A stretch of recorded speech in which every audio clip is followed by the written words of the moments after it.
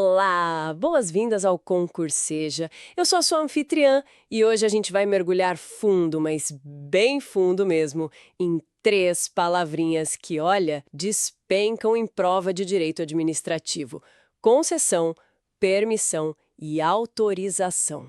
Oi, pessoal. É um prazer estar aqui. E realmente são temas-chave, né? Entender como o Estado, como ele permite que particulares executem serviços ou usem bens públicos é fundamental. Exatamente.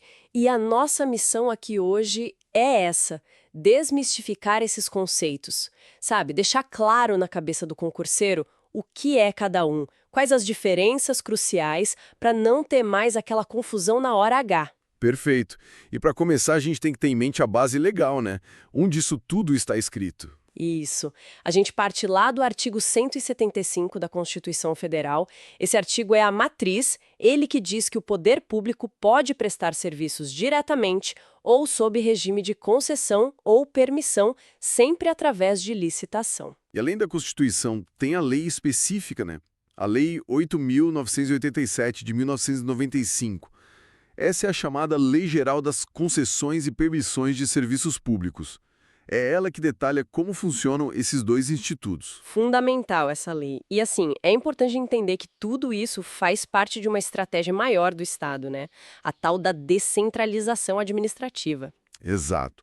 Mas é um tipo específico de descentralização. Aqui a gente chama de descentralização por colaboração ou por delegação. O Estado não está abrindo mão do serviço. Não mesmo. Ele continua sendo o dono, o titular do serviço público.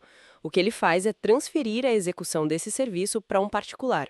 Só a execução. A titularidade fica com ele. Ponto importantíssimo. A titularidade é indelegável. Fica sempre com o poder público. O que se transfere, então, é a gestão, a operação do serviço. Certo. Bom, acho que contextualizamos bem, né? Então, bora começar a abrir essa caixa. Vamos pela concessão. Vamos lá. Concessão de serviço público. Por que vem a ser isso, né? Pelo que estudei, é a forma mais robusta, talvez, é um contrato administrativo, né? Bem formalizado. Isso, um contrato administrativo típico. E o que isso implica? Implica direitos e deveres bem definidos para ambas as partes, o poder concedente, que é o Estado, e o concessionário, que é a empresa que vai prestar o serviço. E tem um ponto que sempre cai, precisa de licitação antes, né? Sempre. Sempre. A regra é a licitação prévia na modalidade concorrência, ou agora com a nova lei, o diálogo competitivo também pode ser aplicável em alguns casos. O objetivo é garantir a isonomia, né, tratar todo mundo igual e selecionar a proposta mais vantajosa para a administração e, claro, para os usuários. Mais vantajosa, tipo menor tarifa, maior oferta pela concessão, essas coisas. Exatamente. E outra característica marcante da concessão é o prazo. É sempre por prazo determinado. Não existe concessão por prazo indeterminado. E durante esse prazo, quem corre o risco do negócio é o particular, o concessionário, certo? Correto. A execução do serviço é feita por conta em risco do concessionário. Isso significa que ele assume os riscos do empreendimento. O risco de ter lucro ou prejuízo, dentro dos limites do contrato, claro. E como ele se remunera? Da onde vem o dinheiro? Basicamente, da tarifa paga pelo usuário do serviço. Pensa no pedágio da rodovia, na conta de luz, na conta de água. E em alguns casos pode haver também outras fontes de receita, como receitas acessórias ou até uma contraprestação paga pelo próprio poder público. Ah, isso me lembra das PPPs, as parcerias público-privadas. Elas entram aqui? Entram sim. A lei das PPPs, a Lei 11.079 de 2004, ela criou duas modalidades especiais de concessão: a concessão patrocinada e a concessão administrativa. Explica rapidinho a diferença entre elas e a comum. Claro, na concessão comum, a remuneração vem basicamente da tarifa do usuário. Na patrocinada, tem a tarifa do usuário mais uma contraprestação do poder público para o parceiro privado, tipo um complemento. Entendi. E a administrativa? Na administrativa, a administração pública é a usuária direta ou indireta do serviço. Então, a remuneração do parceiro privado vem integralmente dos cofres públicos. Pensa na construção e operação de um presídio ou de um hospital público. Não tem tarifa ali para o usuário final. Faz sentido. Então, a concessão é esse contrato mais parrudo, prazo determinado, licitação obrigatória, risco com particular, remuneração via tarifa e ou governo. E tem mais dois pontos cruciais da concessão que a gente precisa destacar. Primeiro, a garantia do equilíbrio econômico-financeiro do contrato. Ah, isso é super importante. É aquela ideia de que as condições econômicas que existiam na época da proposta devem ser mantidas ao longo de todo o contrato, né? Se algo mudar muito, Exato. Se um evento extraordinário e imprevisível ou uma ação do próprio governo desequilibrar essa equação financeira, o contrato precisa ser revisto para recompor esse equilíbrio. Isso dá segurança para o investidor, né? Saber que ele não vai ficar totalmente desamparado se, sei lá, a inflação disparar absurdamente por um motivo externo. garante a continuidade do serviço também, imagino. Se a empresa quebrar, o serviço para. Com certeza. E o segundo ponto é a reversão dos bens. No final do contrato de concessão, os bens que foram utilizados na prestação do serviço e que são essenciais para ele, eles voltam para o poder público. Voltam. Como assim? Mesmo que a empresa tenha comprado? Sim, somos chamados bens reversíveis. Pensa numa usina hidrelétrica. A barragem, as turbinas, são bens essenciais. No fim da concessão, eles são transferidos para o patrimônio público, geralmente mediante indenização se ainda não estiverem totalmente amortizados. Isso garante que o próximo concessionário ou o próprio Estado possa continuar prestando serviços sem interrupção. Uau, bastante detalhe na concessão, hein? É realmente um instituto complexo, mas parece bem estruturado para grandes projetos. É a ideia: viabilizar grandes investimentos em infraestrutura que exigem segurança jurídica e previsibilidade. Rodovias, aeroportos, saneamento, energia são exemplos clássicos. Beleza, acho que deu para ter uma boa noção da concessão. Vamos pular para a permissão agora? O que muda? Bom, a permissão de serviço público, ela também é uma forma de delegação, também. Em regra, exige licitação prévia, assim como a concessão, depois de uma evolução na interpretação da Constituição. Ah, então também tem licitação? Eu tinha uma ideia de que era mais simples. Sim, o entendimento que prevalece hoje por força do artigo 175 da Constituição é que a permissão de serviço público também exige licitação. A enorme diferença dela para a concessão não está na licitação, mas na forma de formalização e principalmente na natureza do vínculo. Forma de formalização, como assim?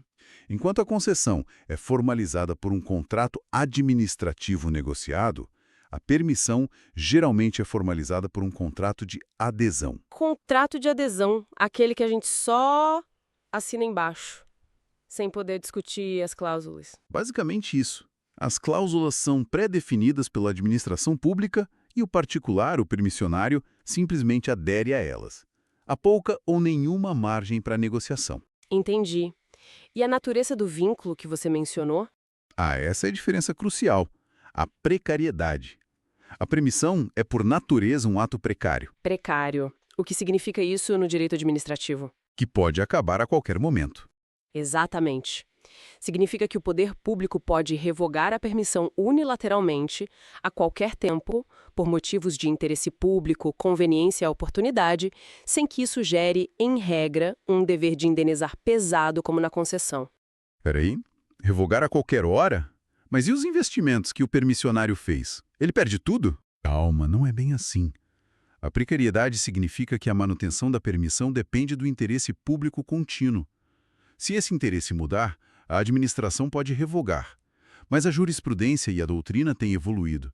Se a revogação ocorrer antes do prazo previsto e o permissionário tiver feito investimentos necessários para o serviço, seguindo o que foi pactuado, e esses investimentos ainda não foram recuperados, amortizados, aí sim cabe indenização. Ah, bom.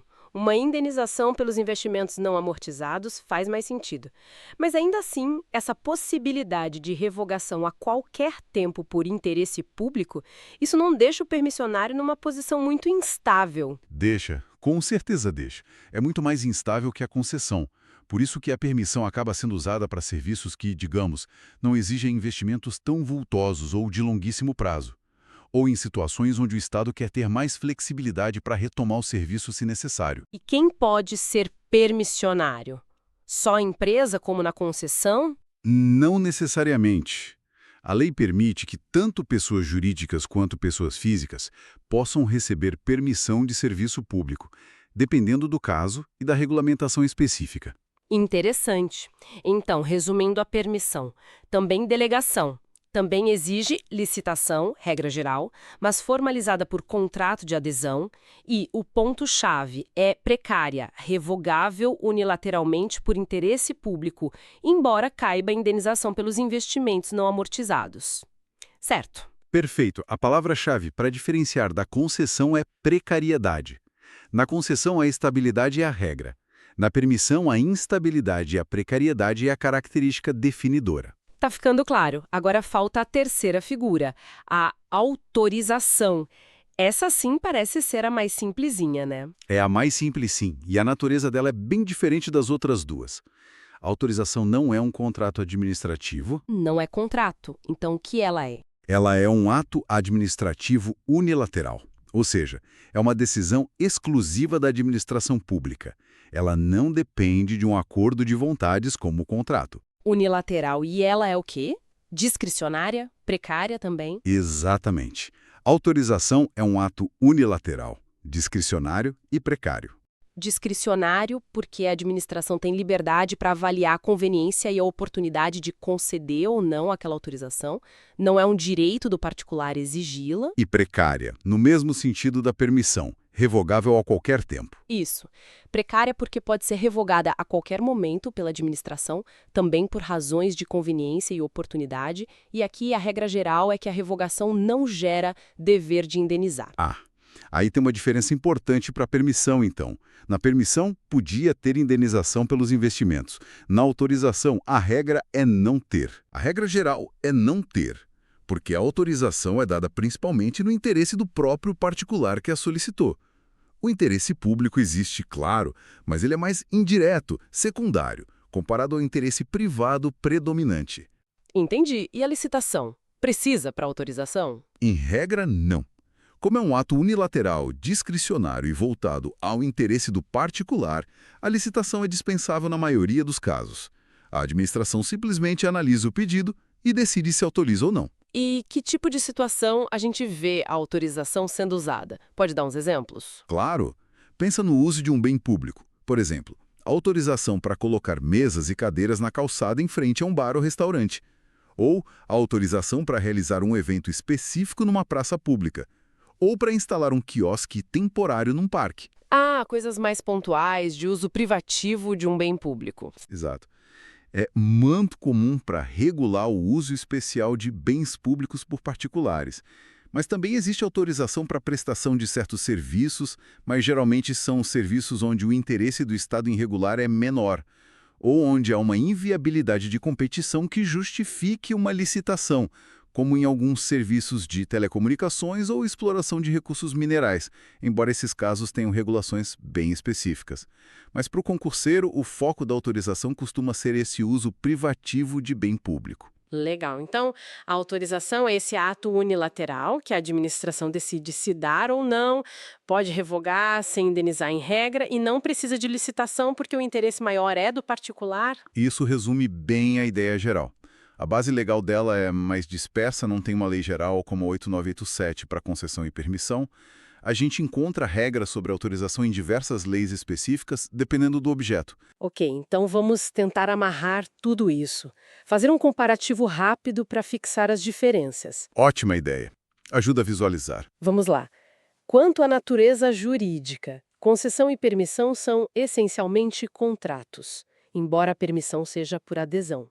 Já a autorização é um ato administrativo unilateral, certo? Certo. Contrato versus ato unilateral. Essa é a primeira grande divisão. Quanto à licitação, concessão e permissão exigem licitação prévia como regra. A autorização, como regra, dispensa a licitação. Perfeito. Licitação obrigatória, CIP, versus licitação dispensável, A. Quanto à precariedade, a concessão busca a estabilidade, não é precária em essência. A permissão é precária e a autorização também é precária, talvez até mais que a permissão pela regra da não indenização na revogação. Exatamente.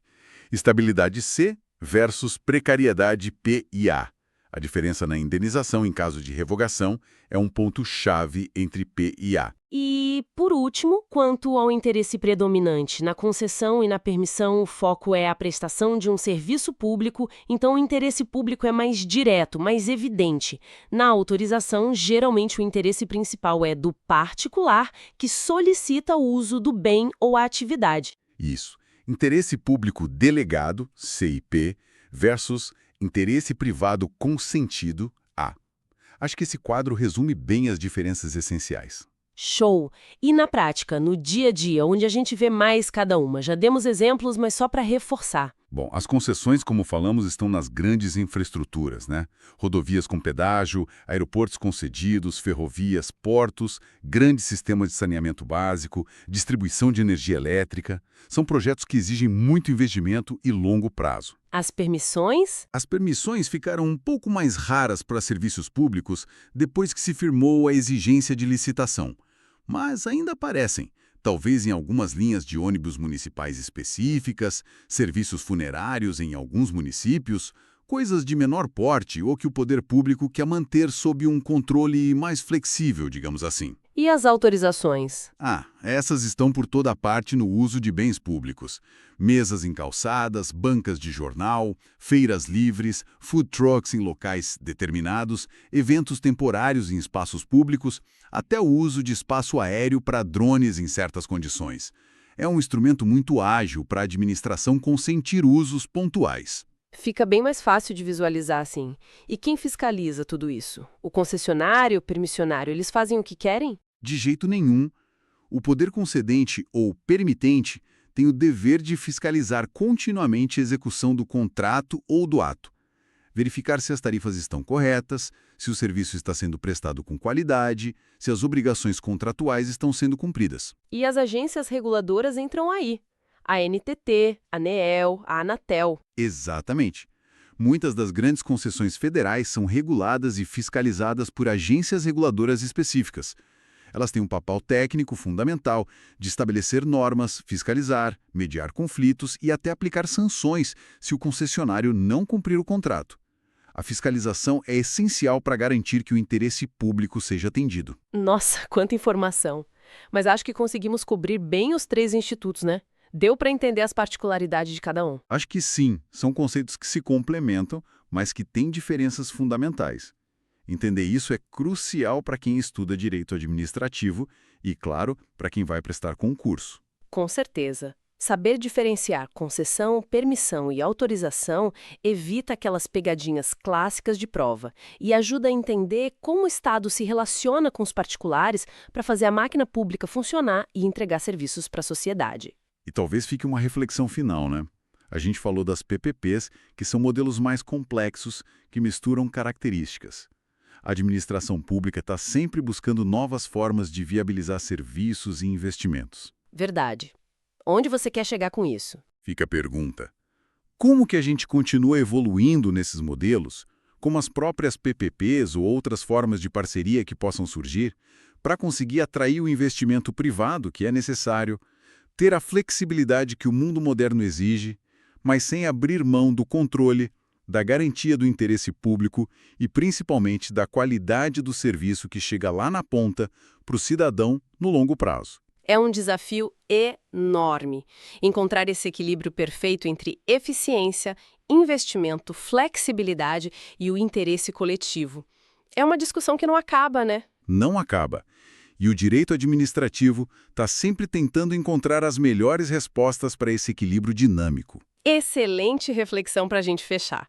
Bom, pessoal, espero que essa nossa conversa tenha ajudado a clarear as ideias sobre concessão, permissão e autorização. São temas densos, mas super importantes. Contem sempre com Concurseja para descomplicar o direito para vocês. Isso mesmo. Muito obrigada pela sua participação e pelos esclarecimentos valiosos hoje. E a você que nos ouviu, continue ligado aqui no Concurseja. Temos muito mais conteúdo vindo por aí. Aulas, dicas, tudo para te ajudar na sua jornada de estudos. Não deixe de conferir nossos outros cursos e materiais. Até a próxima! Até mais, pessoal. Bons estudos!